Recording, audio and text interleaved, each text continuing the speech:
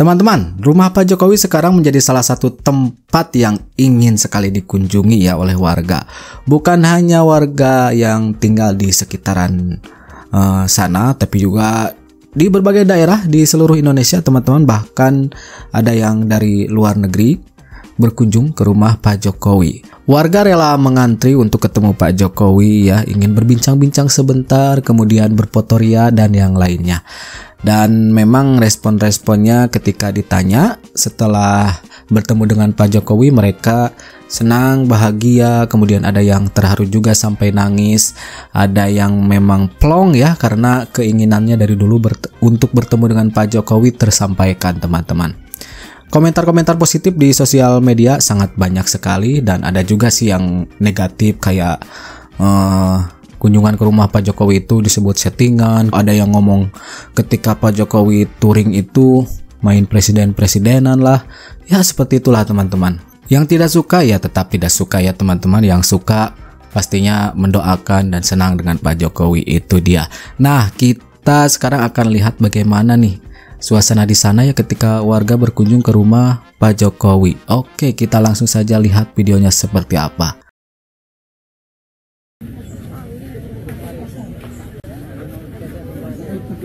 Wah, ini antrian nih panjang, membludak.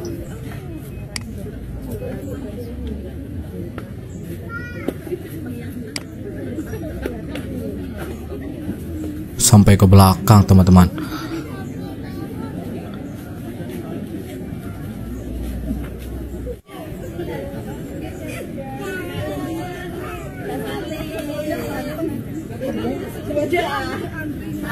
Gimana Bu? Seneng banget. Seneng banget kata ibu ini. Dari mana Bu, ibu? Dari Purwokerto. Oh iya, iya. Purwokerto. Gimana tadi Ya, perasaannya ketemu Pak Jokowi? seneng banget nih, gemeteran. Tapi sekarang udah plong. Sama keluarga Bu tadi? Ini bapak, ini suami, ini anak cucu. Oh, ini dari Purwokerto. Mungkin doa dan harapan untuk Pak Jokowi Bang. Doanya ya sehat selalu, semoga panjang usia, panjang yuswa, berkah dunia akhiratnya. Terima kasih.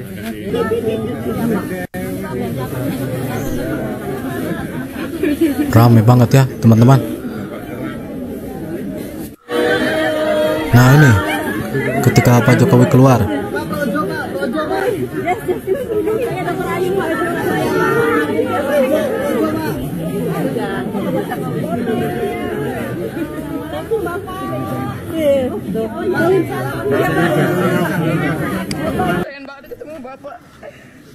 Mbak ini sampai nangis. Akhirnya Kesampaian juga ya. iya, saya sayang banget sama Bapak.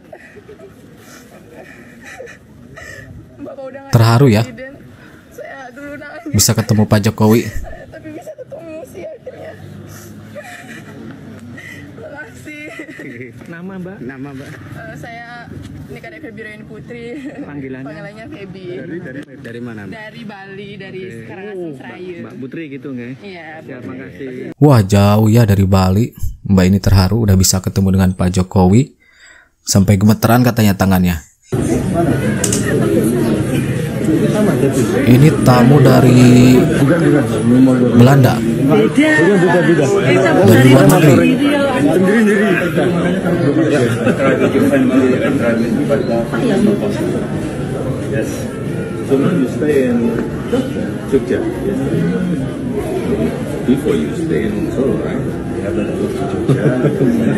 Ngobrol santai.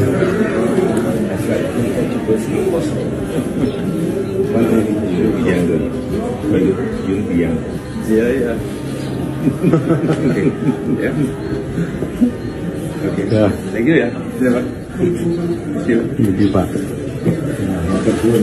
Dari Lubang? Oh ya, I'm from Holland. Sambil nyanyi.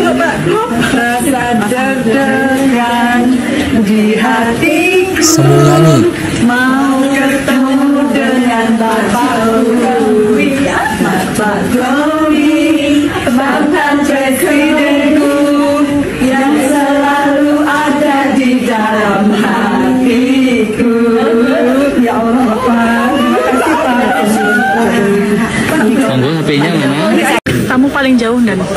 Dari mana? Aceh ada. Aceh, Papua, Luar negeri juga ada. luar negeri, Australia, kemarin Pakistan. Australia, Pakistan. Ini ada yang baru dari Amerika ini. Nah ini bapak ini dari Amerika ini ya Pak. Dari Amerika. Siap. Terima kasih dan. Apa yang mendorong Bapak? Saya cuma mau berterima kasih. Saya tidak pernah mau ketemu sejak Dari jadi Amerika, presiden, tinggal di baru Amerika sekarang kayaknya. karena dia memberikan kebanggaan buat Indonesia. Kalau kita checking di luar negeri, orang pada bilang, "You from Indonesia, Jokowi, wah, you have a great president." Dan belum pernah Indonesia surplus perdagangan. Saya sebagai manusia biasa aja tahu. Sejak ada presiden tidak pernah surplus perdagangan, hanya Presiden Jokowi. Iya kan? Halo, saya halo. Melbourne. Bawa anak ya. Dari berbagai daerah bahkan dari luar negeri. Wah, luar biasa ya teman-teman fenomena yang terjadi ini. Kemarin Pak Jokowi touring dengan klub motor gede yang datang dari Jakarta ke kota Solo. Tapi ya, ada saja netizen yang masih tidak suka dengan Jokowi, yang mengatakan masih kok Jokowi masih main presiden-presidenan sih, kok Jokowi touringnya sepi sih. Ini ya saya jawab yang pertama, Jokowi gak main presiden-presidenan. Dia rakyat biasa yang mempunyai haknya. Ketika ada yang mengundang untuk touring, ya beliau menyempatkan waktunya untuk sekedar mengisi hari libur. Itu sah saja, kita juga sama kok, mau kemanapun, mau liburan ketika pas hari libur sah saja. Kok masih ada yang kepanasan ketika Jokowi cuma touring doang?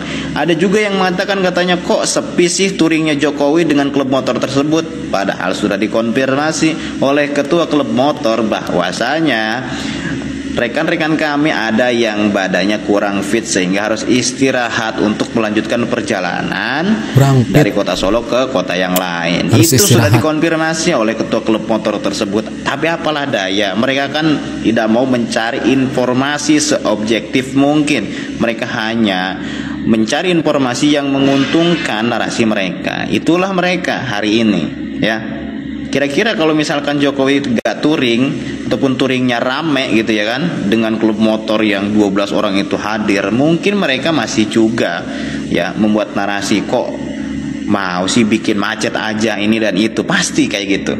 Itulah netizen yang tidak suka dengan Jokowi. Ini kita lihat bagaimana tanggapan Pak Jokowi ketika orang-orang datang ya berkunjung ke rumahnya. Ini terkait semakin mengular, semakin membludak ini liburan Imlek ini Pak. Ya, semua yang bisa saya layani semampu saya. Kita membayangkan ini pasti kan sangat melelahkan sekali Pak, ini jauh-jauh ya. Mereka tadi mulai jam 7:30 tadi saya. Nanti kalau waktu Lebaran juga diprediksi gimana Pak? Tahu kan, kita kan nggak mengundang, tidak mau nyampaikan apa-apa ya. Kalau masyarakat datang saya terima. Tadi Bapak sempat baik-baiknya gitu aja. Pak, ini berarti lantas sampai kapan Pak akan seperti ini? Nggak tahu. Pada datang saya tutup pintu, kemudian nggak diterima kan juga nggak baik.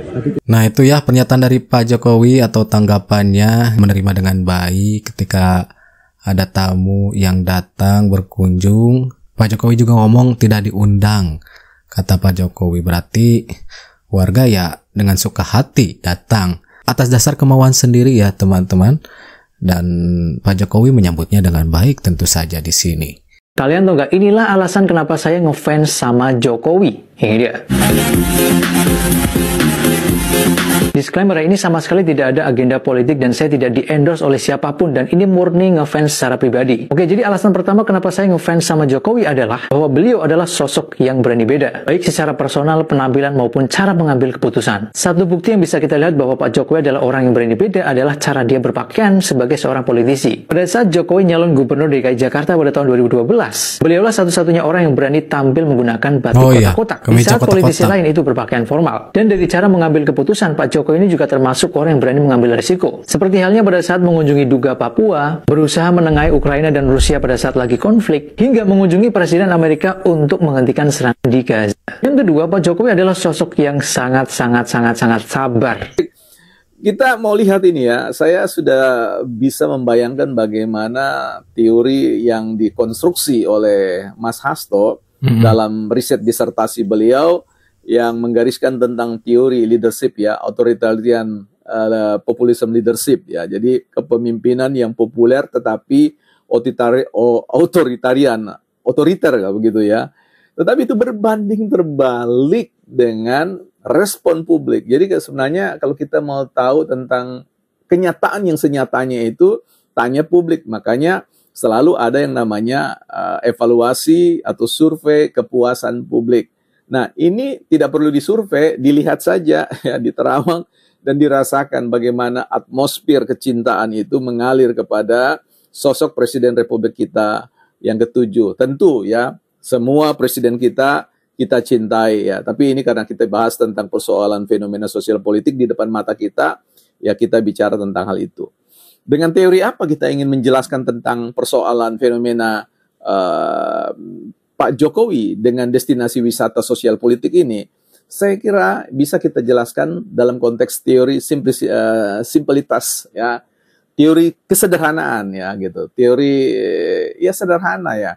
Jadi orang-orang yang sederhana itu bukan orang-orang lemah ya. Orang-orang yang sederhana kelihatannya biasa, bicara secukupnya, tapi kerja melimpah. Ini sesuatu yang menjelaskan mengapa kemudian orang fall in love, jatuh cinta pada kepribadian seperti itu ya.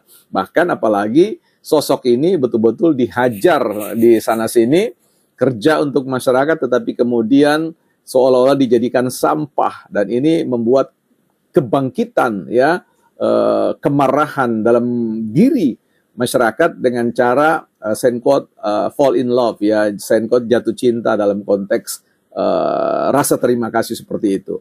Dan ini juga bisa didekati ya dalam konteks yang disebut dengan teori hospitality teori ya, teori keramatamahan. Jadi keramatamahan, orang yang ramah tamah itu jauh lebih berwibawa, jauh lebih berkarisma ya, jauh lebih bisa memberikan motivasi dan inspirasi bagi kita to be like him ya, bagaimana menjadi seorang yang seperti beliau ya. Artinya prinsip-prinsipnya dan nilai-nilainya, karakter yang dikedepankan sekalipun dihajar sedemikian rupa tapi tetap tegak berdiri seperti filsafat bambu ya. Ditiup oleh angin badai dia akan melentur, tetapi setelah badai turun dia tetap kembali tegak ya. Nah, ini juga bisa dijelaskan dengan teori hukum fisika kuantum atau hukum yang disebut dengan energi menggerakkan energi. Energi positif akan menarik energi positif. Kemana energi positif mengalir, di sana ya energi positif yang sefrekuensi akan hadir. Dalam konteks ini Pak Jokowi ya hadir dalam konteks di mana energi positif, dan itu juga dihadirkan ya, dialirkan kepada Pak Prabowo sehingga Pak Prabowo memiliki energi positif yang simetris ya, kompatibel dengan energinya Pak Jokowi. Menurut Bapak ini Pak Jokowi mempunyai energi yang positif ya teman-teman, yang nular ke Pak Prabowo. Dan Pak Jokowi mempunyai sifat yang ramah ya. Pak Jokowi itu pertama secara intelektual dia bukan pemimpin intelektual. Pak Jokowi kosakatanya bukan kosakata kaum intelektual. Personally, he's not an intellectual. Dia nggak ngerti ini perdebatan ideologi dan sebagainya, dia nggak paham. Tapi masalahnya dia dipilih rakyat. Kita nggak punya pilihan, kalau orang itu sudah dipilih rakyat apapun dia harus diterima. Karena begitulah cara kita menghargai suara rakyat. Yang dari rakyat itu mengalirlah itu suara Tuhan, begitu kan? Vox Populi, Vox Dei itu. Orang Jawa itu adalah kemampuannya mengolah jiwa untuk mengatur situasi di sekitarnya itu hebat sekali gitu. Dan kita kadang-kadang orang luar Jawa terutama itu nggak sabaran untuk melihat itu. Dan itu diantara yang dimiliki oleh Pak Jokowi. Makanya saya dulu nggak bisa membaca. Saya pengkritik Pak Jokowi, tapi tahu nggak kalau ada rapat konsultasi Dia nggak mau kalau Pak Fahri nggak hadir. Itu pesan dia kepada Setia Novanto. Waktu itu tetap jadi saya pengkritik. Setia Novanto, Bambang Susetio, ya kan, Ade Komarudin, ketua DPR 3 kali karena pada waktu itu ada gonjang-ganjing. Setiap rapat konsultasi dia nggak mau kalau Pak Fahri nggak ada. Apa sebabnya? Nah, itu dia, itu satu Bang ya. Yang kedua, waktu kita perpisahan Bang, itu dia kumpulkan ketua komisi dan ketua fraksi semua. Dia bilang yang membela saya di DPR itu hanya Pak Fahri. Karena saya adalah orang yang puas kepada Pak Jokowi, senang kepada Pak Jokowi dengan segala argumentasinya. Nah, kalau teman-teman misalnya bisa mengatakan ada 1000 kesalahan Pak Jokowi, ya saya juga bisa membacakan 1000 prestasinya Pak Jokowi. Nggak usah diperalat kitab Al-Quran itu untuk menjelek-jelekkan lawan politikmu. Sampai lagi jelek-jelekan Bapak Jokowi, terus terang aja ndak level. Sampai lagi ndak levelnya Bapak Jokowi. Aduh. Coba perhatikan kalian ya. Dia katakan apa coba? Tidak ada pemimpin setelah lengser yang dicintai rakyatnya, memiliki pengaruh, memiliki kuasa. Ya, setelah itu tidak ada lagi yang memperhatikan. Makanya kau jalan-jalan kau dulu ke Solo. Jogja Solo itu kalau nggak salah 1 jam, kalaupun macet 1,5 jam. Kau tengok dulu ke lapangan, bagaimana rumah Bapak Jokowi sudah berubah menjadi tempat berdharma wisata. Itu ke Pak Amin Rais ya. Ya, memang nyatanya setelah purnanya Pak Jokowi menjalankan tugas sebagai presiden, ketika pulang ke kediamannya ya sampai sekarang selalu ada yang berkunjung ke rumahnya ya teman-teman. Bahkan kemarin-kemarin sangat membludak sekali kunjungan warga ke rumah Pak Jokowi. Nah, itu dia teman-teman videonya. Terima kasih sudah nonton sama-sama. Nanti kita jumpa lagi di video-video selanjutnya. And that's it. Catch you later.